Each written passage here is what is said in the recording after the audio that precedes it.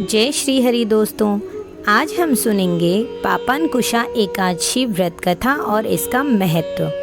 एक बार अर्जुन कहने लगे कि हे जगदीश्वर, मैंने आश्विन कृष्ण एकादशी अर्थात इंदिरा एकादशी का सविस्तार वर्णन सुना। अब आप कृपा करके मुझे आश्विन माह के शुक्ल पक्ष की एकादशी के विषय में बताइए। इस एकादशी का क्या नाम है तथा इसके व्रत का क्या विधान है? इसका व्रत करने से किस फल की प्राप्ति होती है?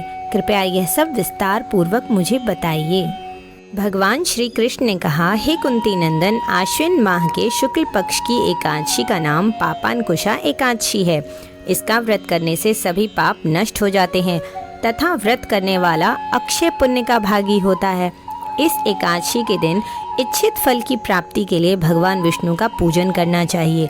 इस एकादशी के द्वारा मनुष्य को स्वर्ग लोक की प्राप्ति होती है।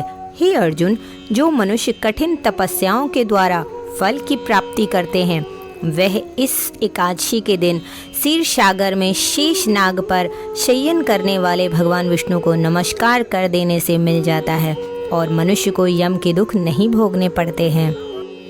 मनुष्य को पापों से बचने का दृढ़ संकल्प करना चाहिए।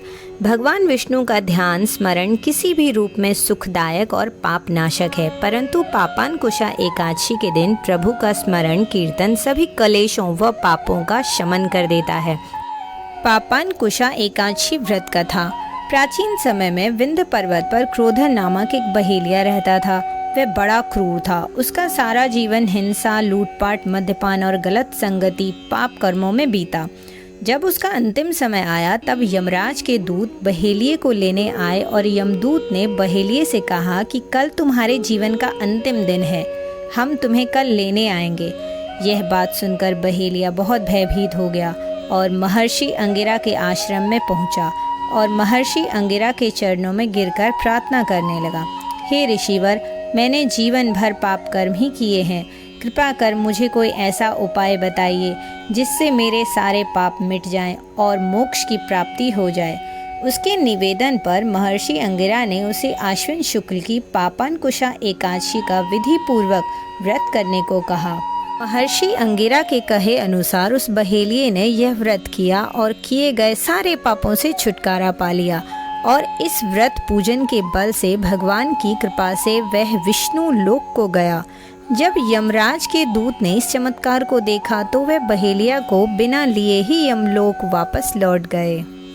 दोस्तों, पापांकुशा एकादशी का अर्थ है पापों पे अंकुश लगाना। जाने अनजाने में हमसे कभी न कभी कोई ना कोई पाप हो ही जाता है, कुछ ऐसा काम हो ही जाता है जो कि पाप की श्रेणी में आ जाता है।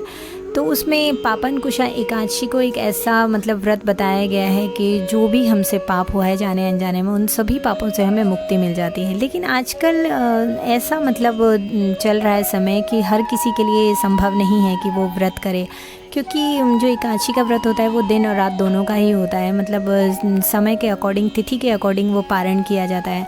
क्योंकि आजकल हर कोई क्या, बहुत सारे लोग ऐसे हैं जिनकी जो दिन की शुरुआत होती है वो मेडिसिन के साथ ही होती है।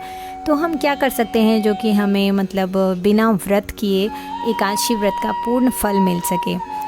तो मेरा ये मानना है कि जैसे हमारे सनातन धर्म में एकादशी व्रत को बहुत महत्व दिया गया है, तो इस दिन आप क्या कीजिए कि सुबह सुबह उठ के अपना स्नान आदि से निवृत्त होकर अपने घर के मंदिर में जो विष्णु भगवान हैं या और भी सभी देवी देवता हैं, उस दिन भगवान को पूजा कीजिए। विष्णु भगवान को गुड़ अर्पण ज़रूर कीजिए, तुलसी का पत्र अर्पण कीजिए। पूजा पाठ करके आप, अगर आपके आसपास गाय है जहाँ आप रहते हैं, तो गाय की सेवा कीजिए। अगर मंदिर जाना आपके लिए संभव हो तो मंदिर जाकर इस दिन दीपदान ज़रूर कीजिए। दान दीजिए, जो भी आपकी क्षमता है किसी ज़रूरतमंद को उसके अकॉर्डिंग दान दीजिए। और ये कुछ उपाय ऐसे हैं जो कि एकादशी के दिन बिना व्रत किए इसका हमें पूर्ण फल मिलता है। तो अगर आपको ये सब जानकारी अच्छी लगी तो प्लीज़ चैनल को सब्सक्राइब, वीडियो को लाइक और शेयर कर दीजिए। और मैं मिलूँगी आपसे अगले वीडियो में। तब तक के लिए राधे राधे।